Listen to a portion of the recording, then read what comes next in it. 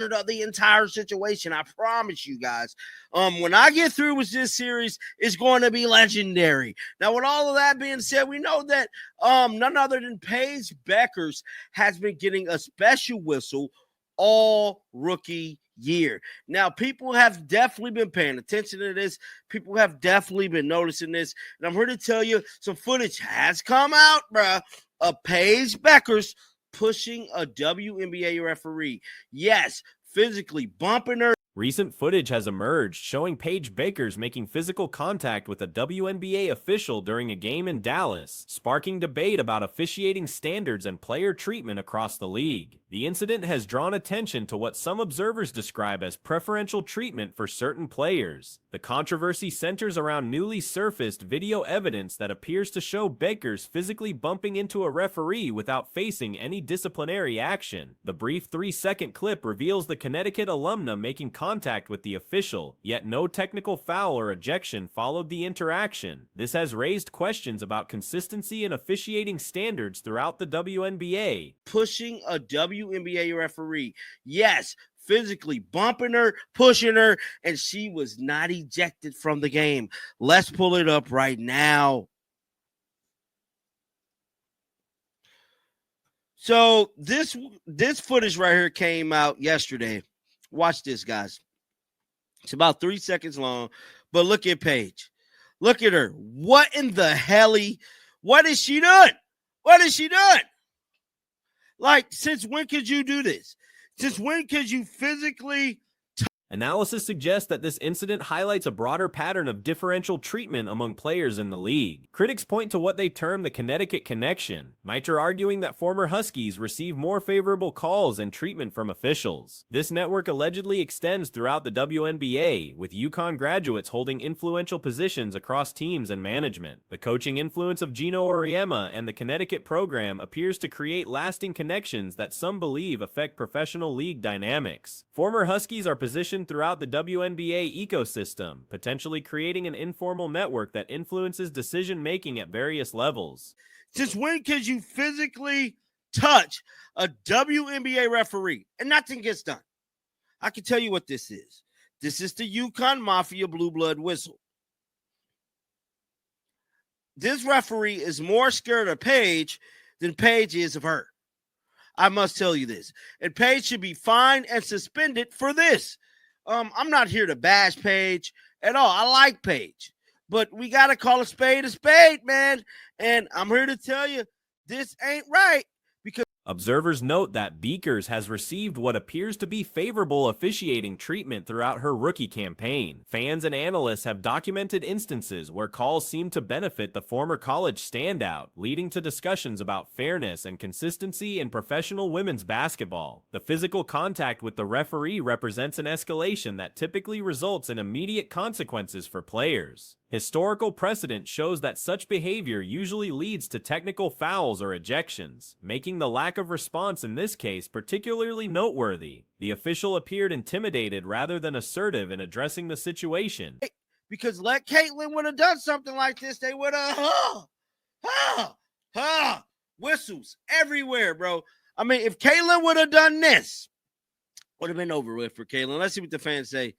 Somebody said, I don't care who you are, a fan of anyone without an agenda knows that she should have got a tech for that. That ref ignoring is just lends credence to the legend of the golden whistle. There is no golden whistle.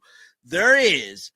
Comparisons have been drawn to how similar incidents involving other high-profile players might be handled differently. Some suggest that certain rookies would face harsher penalties for identical behavior, pointing to inconsistent enforcement of league rules and standards. Golden whistle. There is no golden whistle. There is a UConn blue blood whistle. There's no golden. It's blue. Somebody said she has a black girl. What do her having a black girlfriend got to do with anything? Somebody said, when did she make contact with the referee? Kayla Clark has never made contact with a WNBA ref. Now she has definitely yelled at them in their face, been vulgar, bigger, maybe cursed them out. But for her physically putting hands on a The departure of teammates Dejounte Carrington and Alyssa Thomas has coincided with Becker's increased prominence, leading to questions about internal team relationships and potential conflicts. Statistical comparisons continue to show other rookies performing at higher levels across multiple categories, yet media attention and promotional focus often centers on the Connecticut product. This disparity between performance and recognition has become a talking point among fans and commentators. Trade developments involving former teammates have created additional storylines. The movement of players who previously shared the court with Beckers has raised eyebrows about timing and motivations behind roster decisions. Putting hands on a WNBA referee, I've yet to see that transpire with Caitlin Clark, bro. I just has to be honest. I got to. I mean, what we are seeing displayed here is completely ridiculous. Now, we know that Paige is in the headlines too, not just for the referee thing, but for this Dejounte Carrington trade. So Dejounte Carrington has been traded. Now, social media reactions revealed divided opinions about the referee incident. Some fans acknowledge that regardless of player preference, physical contact with officials should result in penalties. Others defend the situation while pointing to the player's character and relationships. The incident adds fuel to ongoing discussions about a golden whistle concept in women's professional basketball. Critics argue that certain players receive preferential treatment that extends beyond normal star player privileges, creating an uneven playing field. Y'all see her laughing. Y'all see this picture right here. Now, both. Now, Alyssa Smith and Dejounte Carrington is gone. How much y'all want to bet Paige possibly had something to do with that, allegedly? I'm just saying. You know what I'm saying? I believe, I don't know. But word on the street is that there was a lot of locker room drama, man. A lot of locker room drama.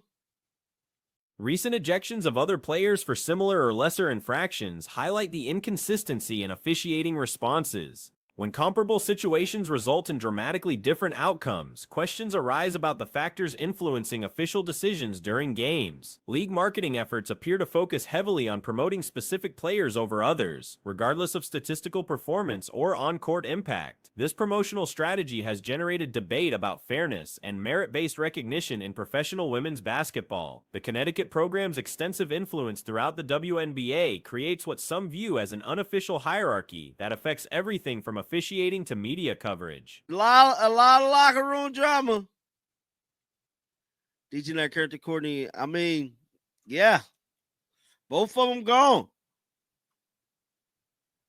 That's just Paige Becker's waking up seeing. I don't know with that. I don't get that. Oh, here's another play. This was called a foul. She wasn't even touched. Look at this. Would you look at this? Now, you tell me if there's a blue blood. Former Huskies occupy coaching positions, front office roles, and broadcasting positions across the league. Video evidence of phantom fouls being called in favor of certain players has become more prevalent on social media platforms. Fans regularly share clips that appear to show favorable treatment that would not be extended to other players in similar situations. The referee incident footage continues to circulate widely, with many questioning why no disciplinary action was taken. The visual evidence clearly shows physical contact that would typically result in immediate consequences for any professional athlete. Somehow lose tonight. They go ahead of the Phoenix Mercury. They are an entire game ahead of the Seattle Storm, and they have the tiebreak over the Storm. If they win one of the last two against Phoenix Mercury, they have the tiebreak over the Mercury. That is a massive thing, having those tiebreaks. Like, if you look at the Fever, I don't think they have a tiebreak on the Dream. If I'm not mistaken, they don't. Do the Fever have a tiebreak on the Dream?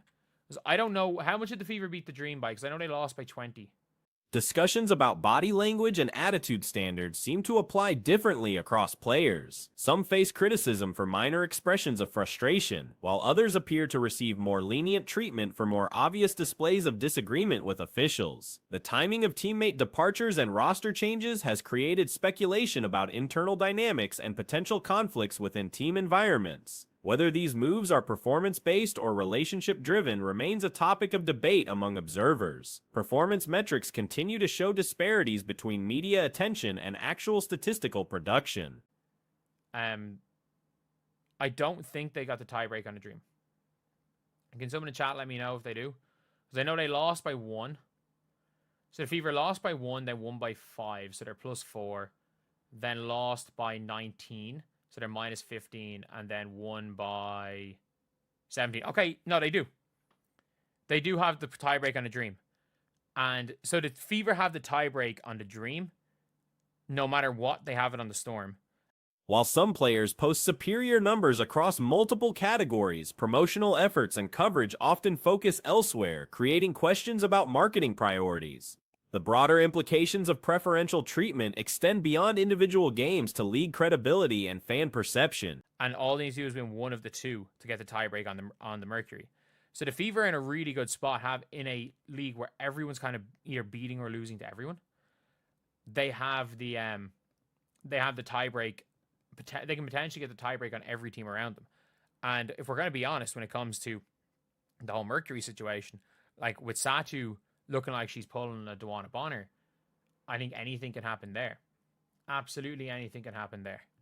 So, this sustained success represents something extraordinary. Capturing 5 straight games is a challenging feat in professional basketball, regardless of whether Caitlin Clark participates or sits out. The accomplishment becomes even more impressive when considering the team's recent history against quality opponents. Prior to this recent surge, the Fever had struggled significantly against teams with winning records during regular season play. Their last victories over 500 teams dated back to the rookie campaigns of Nalissa Smith and Lexi Hull. However, the current roster has now defeated such opponents twice within their recent games, demonstrating a substantial elevation in competitive performance.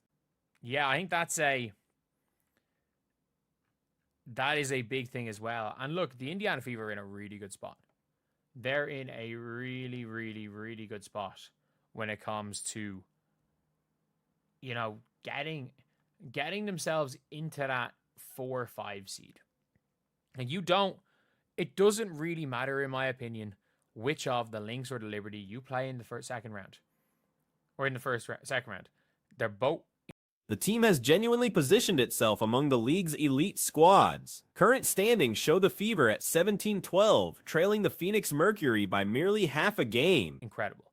It doesn't matter, in my opinion, which of these teams you play in the first round. The likelihood is that these 4 teams are going to be 3 through 6. Although, one of my weird bold predictions is that one of these 4 teams is going to fall to 7. Unlike you to dream. It could be the Mercury, it could be the Storm. That's my game theory, is that one of them is going to fall to 7. But, whether or not we face the Storm or the Dream, these tiebreaker scenarios carry enormous significance for playoff positioning. Examining the Fever's record against Atlanta reveals they initially lost by 1 point, then responded with a 5-point victory for a +4 differential. Subsequently, they suffered a 19-point defeat, creating a -15 situation before bouncing back with a 17-point triumph. This sequence ultimately grants them the tiebreaker over the Dream regardless of future outcomes. Combined with their advantage over Seattle, Indiana needs only one additional victory against Phoenix to secure favorable tiebreakers against all nearby competitors. The Mercury, they're all similar level teams. The only reason you want to make sure you're getting yourself into the 4th seed or the 3rd seed is because you want the home court. You want home court in the playoffs. You want to guarantee that the Indiana Fever get home court.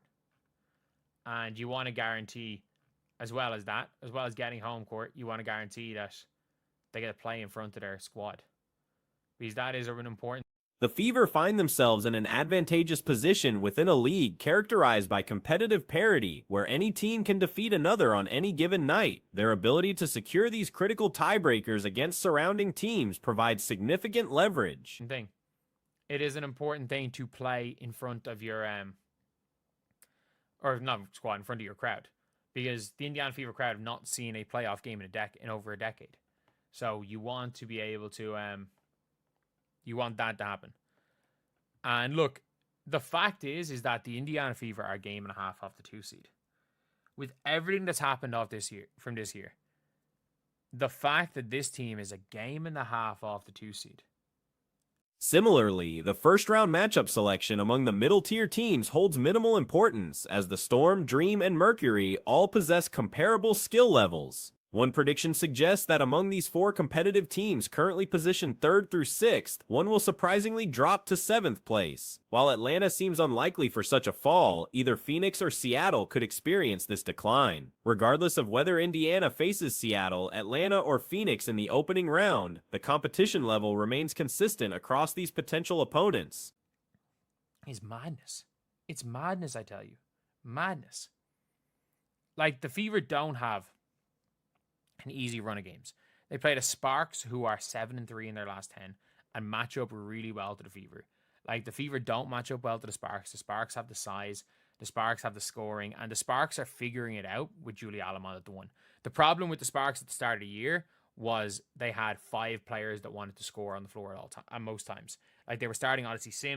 The primary motivation for achieving the 4th or 3rd seed centers on securing home court advantage throughout the playoffs. Home court provides crucial benefits, particularly for Indiana fans who haven't witnessed playoff basketball in over a decade. The opportunity to play before their enthusiastic crowd represents an important milestone for the franchise and its supporters. Remarkably, the Fever currently sit just 1.5 games behind the 2nd seed despite all the challenges encountered throughout this season.